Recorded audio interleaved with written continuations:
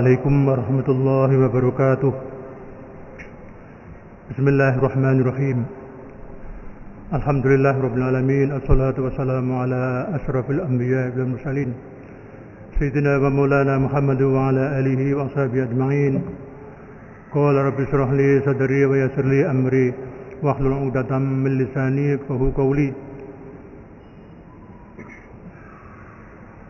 سبحانك لا علم لنا إلا ما علمتنا إنك أنت العليم الحكيم. اللهم انفعنا بما علمتنا وعلمنا ما ينفعنا وزدنا علما. أما بعد. Para hadirin dan hadirat jemaah salat maghrib yang dimuliakan oleh Allah,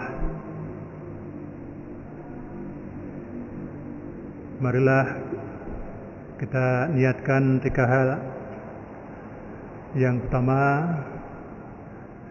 kita niat i'tikaf di dalam masjid ini dengan lafaz niat nawaitul i'tikafa fi hadzal masjid sunnatan lillahi ta'ala.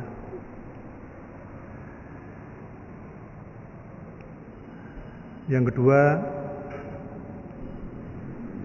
kita niat thalabul ilmi,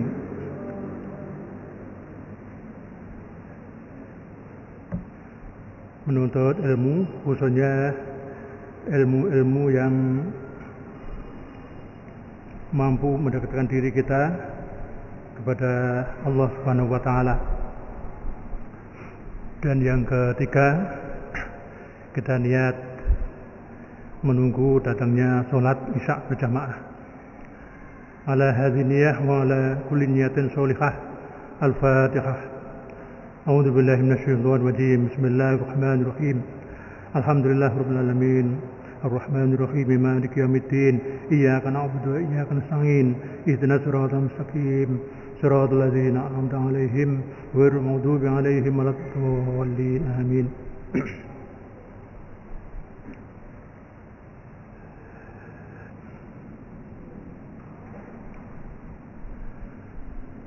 Kita lanjutkan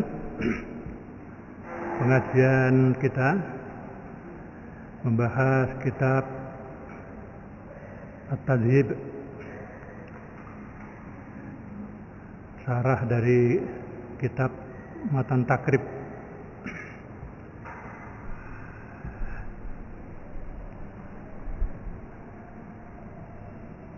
Minggu yang lalu sudah kita selesaikan pasal tentang ar-rodo'ah, sesusuan, haram karena satu susuan.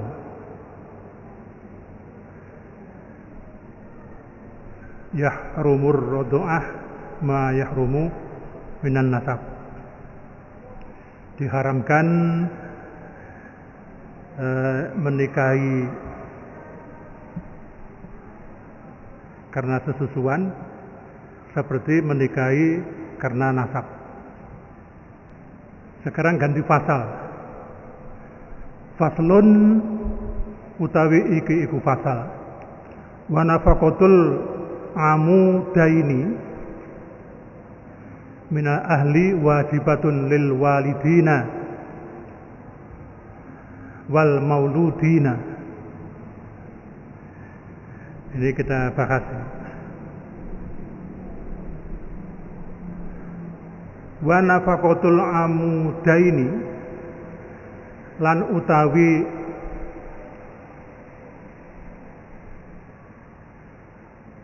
menafkahi kedua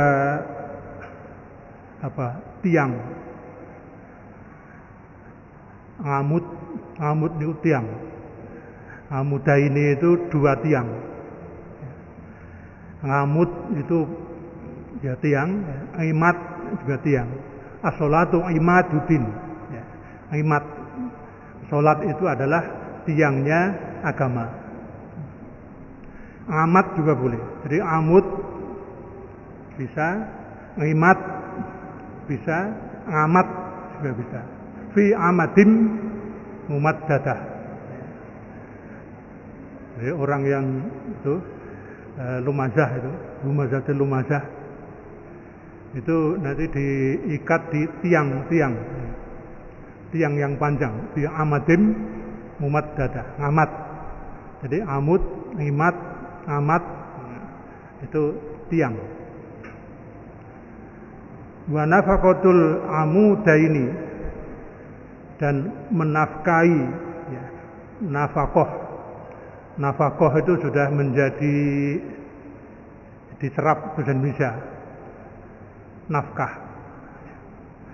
Jadi menafkahi dua penyangga mina ahli dari keluarga. Tiang itu kan penyangga, ya tiang ini saka guru itu ngamut.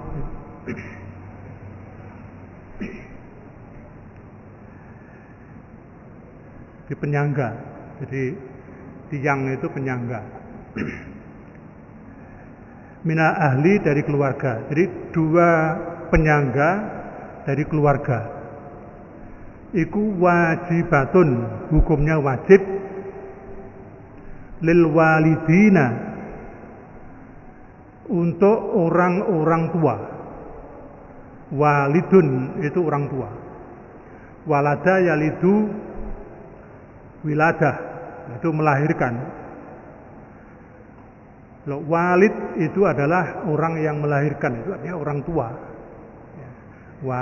Walidin itu jamak, jadi para orang tua. Jadi dua penyangga di sini maksudnya adalah yang pertama al-walidin, ya. Al-walidin, orang tua. Wal mauludin, dan anak. Kalau walidin itu isim fa'il, ya. Walid yang melahirkan. Kalau mauludin itu isim maf'ul, ya. Fa'il itu subjek, maf'ul itu objek, ya. Mauludin yang dilahirkan artinya anak. Jadi dua penyangga keluarga itu ada dua. Yang pertama orang tua, dan yang kedua adalah anak. Maksudnya gitu. Ini ada penjelasan angka 5 ini di bawah ini. Ini dalilnya mana? Ya, ini di bawah ini. Ini tidak bisa lebih besar ya.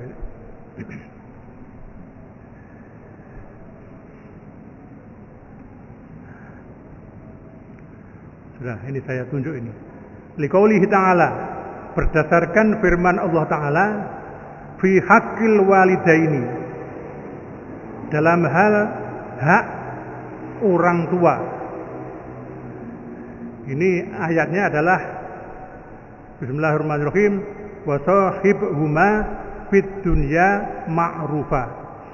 Ini bisa dicek di surat Luqman ayat 15. Jadi ini perintah kepada kita sebagai anak ya, sebagai anak. Wa sahibhuma, dan pergaulilah keduanya, bapak ibu kita, fid dunya, di dunia ini ya, ma'rufa itu dengan baik. Dengan baik. Ya, kemudian di sini disebutkan wan nafaqatu alaihima minal ma'ruf. Wan nafaqatu, dan memberi nafkah alaihima, kepada keduanya ya, orang tua, minal ma'ruf, termasuk yang diperintahkan oleh Allah ma'rufa. Wa sahibhuma fid dunya ma'rufa, dengan baik. Maka nafkahilah, berilah nafkah beliau, kedua orang tua kita, dengan ma'ruf, dengan sebaik-baiknya. Ini dalilnya. Dalilnya kenapa kita itu wajib memberi nafkah kepada orang tua.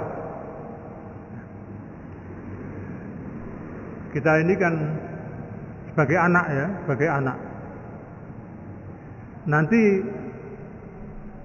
Anda semua ini yang muda-muda ini ya jadi orang tua gitu.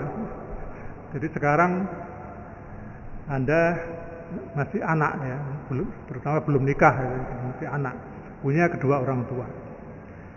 Nanti suatu saat juga Anda menjadi orang tua.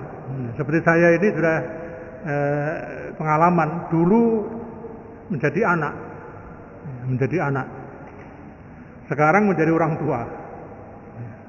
Nah ini kita akan bahas kewajiban kita masing-masing. Ini kewajiban anak apa? Kewajiban orang tua terhadap anak apa? Ini penting bagi kita sekarang. Nah, ini wajib, ini wajibatun, ya. Wajibatun.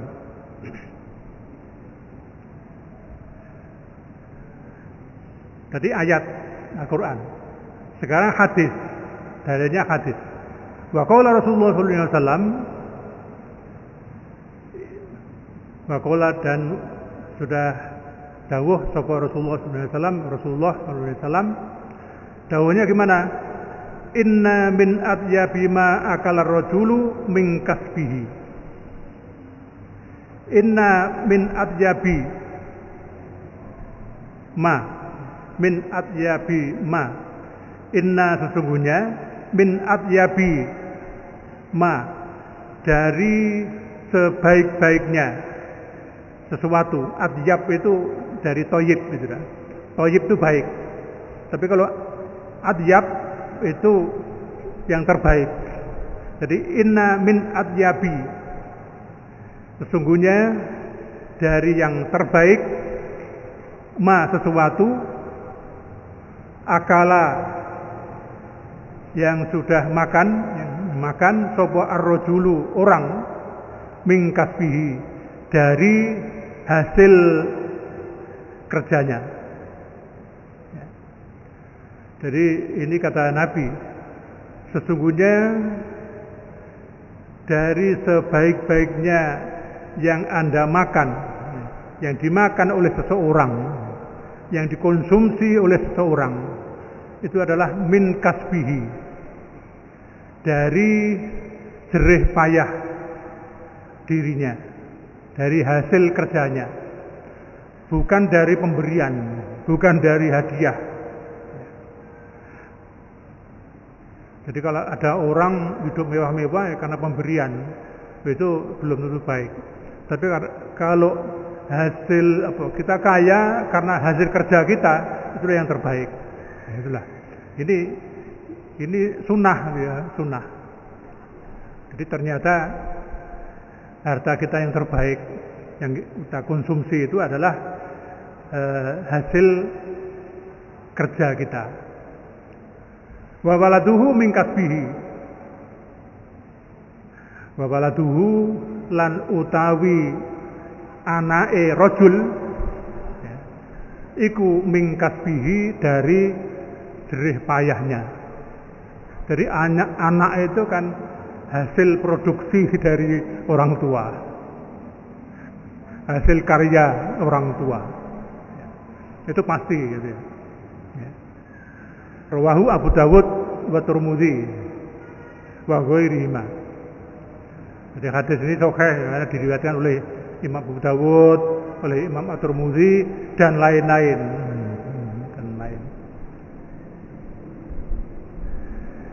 Hadis ini diriwayatkan an Aisyah radhiyallahu anha, dari Siti Aisyah radhiyallahu anha.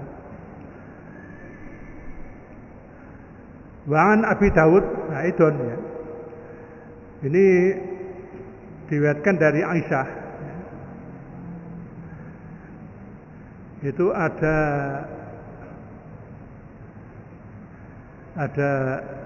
orang ya, diberitahu oleh Nabi,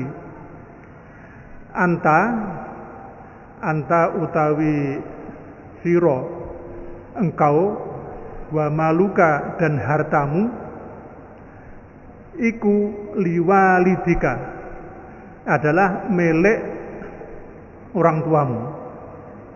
Orang tua khususnya bapak. Walid itu bapak. Sebab bapak itu adalah orang yang paling bertanggung jawab. Karena bapak itu pada saat kita masih kecil wajib menafkahi kita. Bapak kita itu wajib menafkahi ibu kita, gitu. Jadi makanya anta wa maluka liwalidika. Kamu dan hartamu adalah milik bapakmu. Ini hadis Nabi. Tidak usah diprotes. Kalau diprotes, ini keimanan kita jadi tidak baik, gitu ya, tidak sempurna.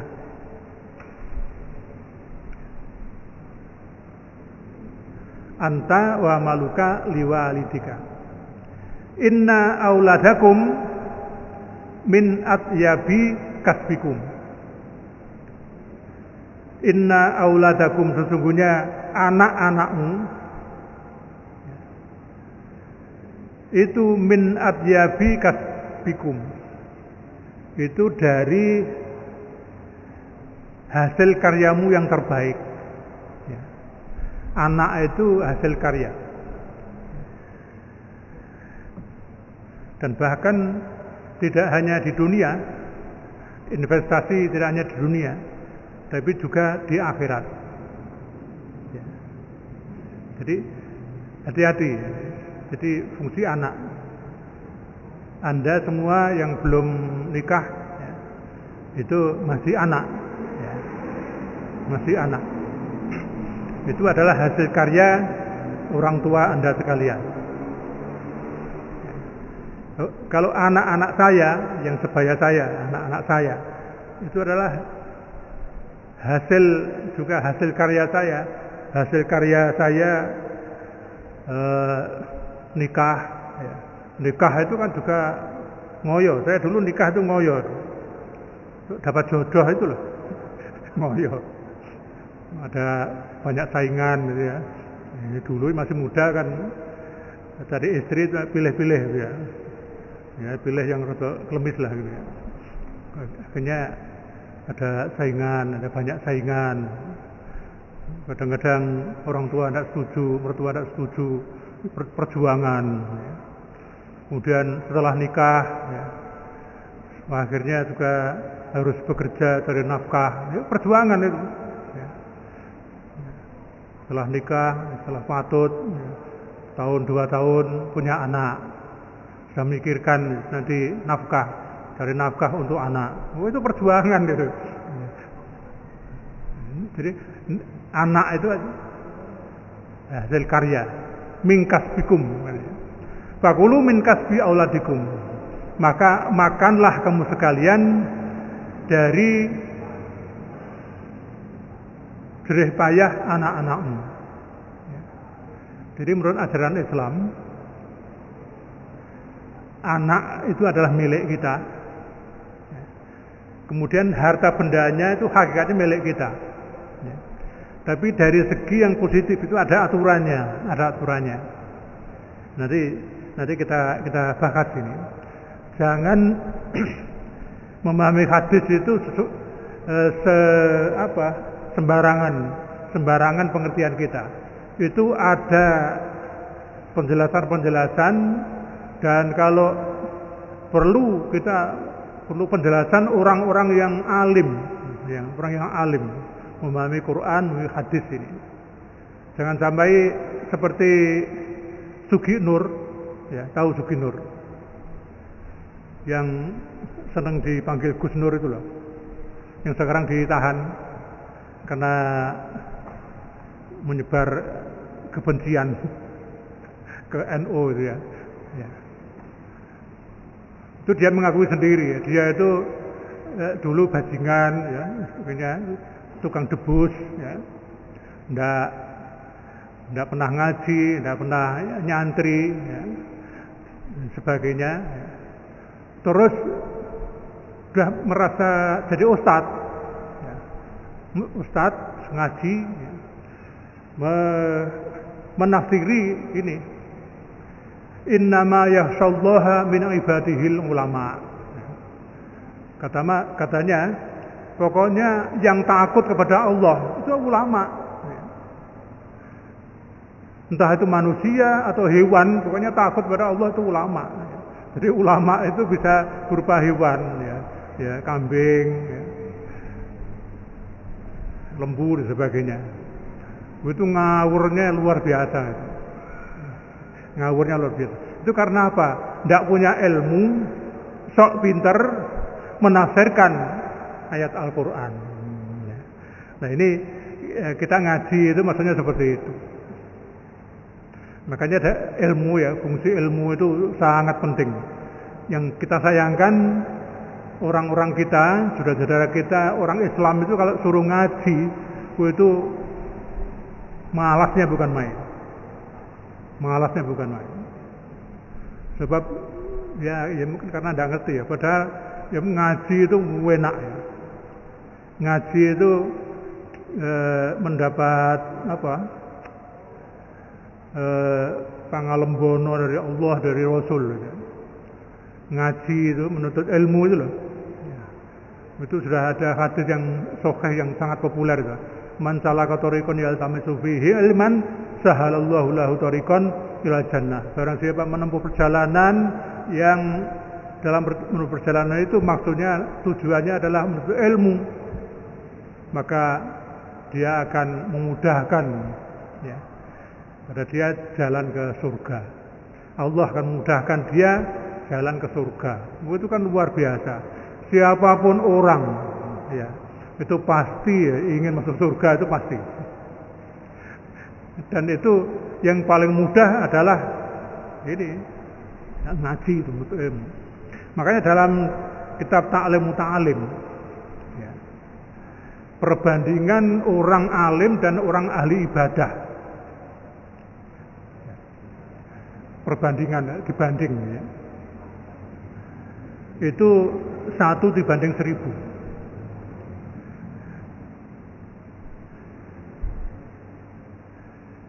1 dibanding 1000 antara orang alim dan ahli ibadah. Fa inna faqihan muta'arian ya, asaddu minas syaitani min alfi abidi. Sesungguhnya orang yang alim, yang faqih dan wirai itu asaddu minas syaitan, itu artinya lebih berat bagi setan ya, menggodanya min alfi abidin, dibanding dari 1000 ahli ibadah. Itu artinya apa? Kesimpulannya ya, orang alim dan orang ahli ibadah itu perbandingannya adalah 1/1000. Orang alim 1000, orang ahli ibadah 1. Gitu. Ya, makanya ya kita ngaji. Anta wa maluka liwalidik. Jangan dimaknai letterlek. Sengko terus akhirnya anaknya sugih terus barang-barangnya diusungi. Ini menurut hadis anta wa maluka liwalidik, untukku orang tua. Tidak seperti itu. Inna auladakum min atyabi kasbikum. Sesungguhnya anak-anakmu adalah ya karyamu yang terbaik. Fakulu min kasbi auladikum. Maka makanlah apa yang dihasilkan dari anak-anakmu. Warawan Nasai, dan Imam Nasai juga meriwayatkan Antorikil Muharibi, dari Torik al-Muharibi radhiyallahu anhu, qala, Torik berkata, qadimtul Madinata, qadimtu saya datang al-Madinata ke Madinah. Faizan, pada saat itu Rasulullah sallallahu alaihi wasallam qaimun, berdiri. Siapa yang berdiri? Rasulullah. alal mimbar, di atas mimbar, ya, di atas mimbar. Yakhtubun nas, yakhtubu berkhutbah an-nasa kepada manusia, pidato. Yakhtubu itu pidato kepada manusia. Wa huwa lan utawi Rasulullah iku yakul bersabda. Sabdanya gimana? Ya'dul mu'til ulya.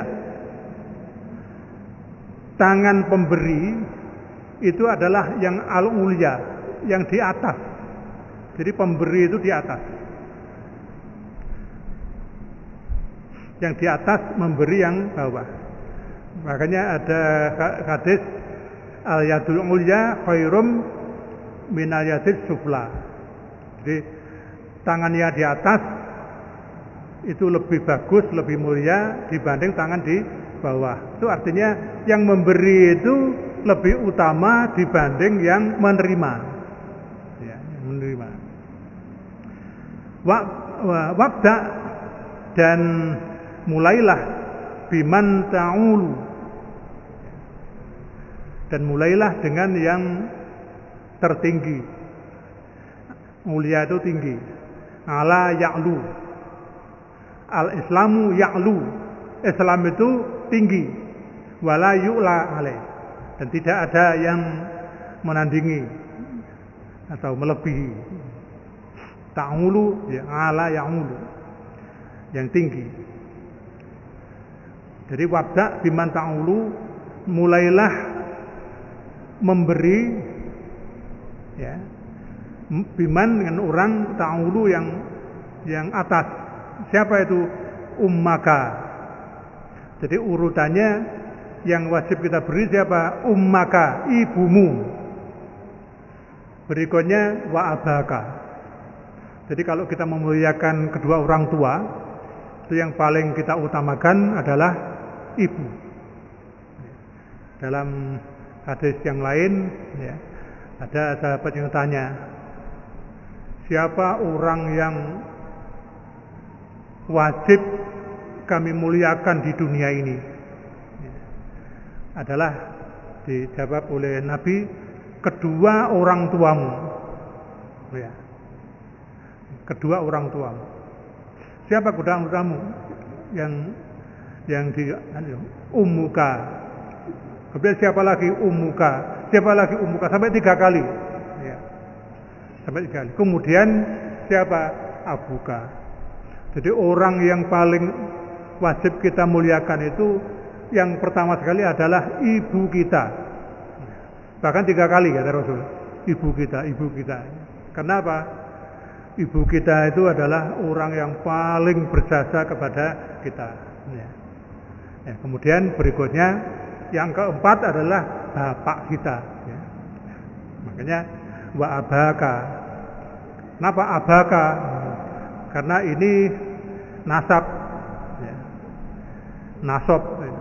Aba. Kalau rofa abu. Kalau majrur abi. Abu, aba, abi. Di abaka bapakmu, kedua bapakmu. Wa ukhtaka dan saudara perempuanmu. Ini urutannya. Ya, prioritasnya.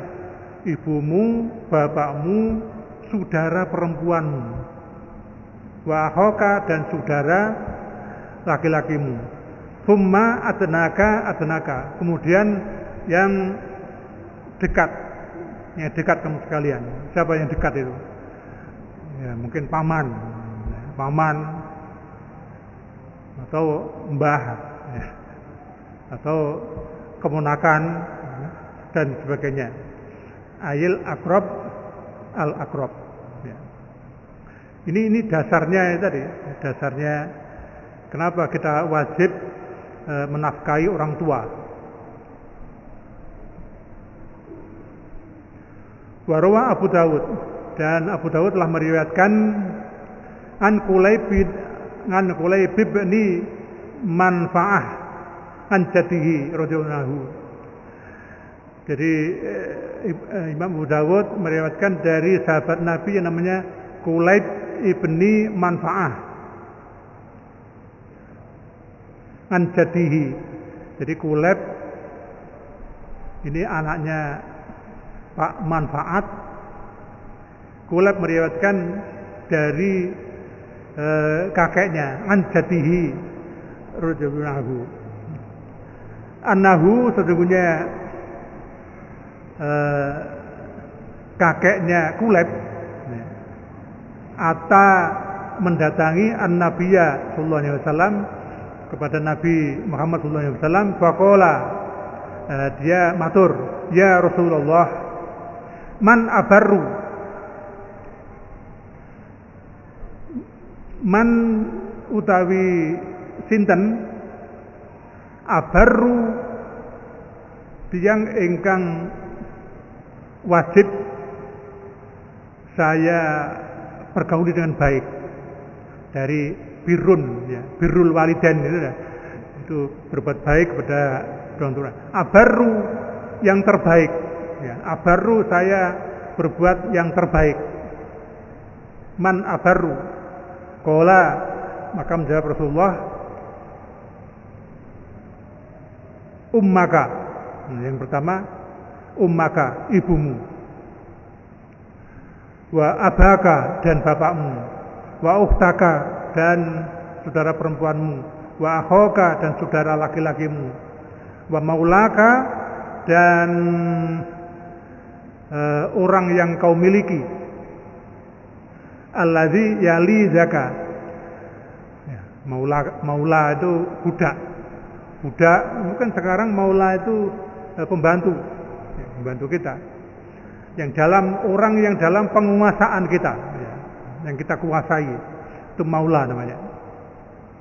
Alladzi yang yali, yang menguasai zaka kepada maula. Hakun, itu hakun wajibun warohimun mausulatun. Itu adalah hak yang wajib, ya. Hak yang wajib. Wajib dan hak itu. Hak dan wajib itu duluan mana? Ya. Hak dan kewajiban, ya. Itu kalau dalam Islam itu yang harus didahulukan itu wajib, yang wajib. Ya. Jadi contohnya begini, suami istri itu punya hak dan kewajiban. Ya, itu kalau kedua-duanya saling melaksanakan kewajiban, maka dua-duanya haknya akan terpenuhi.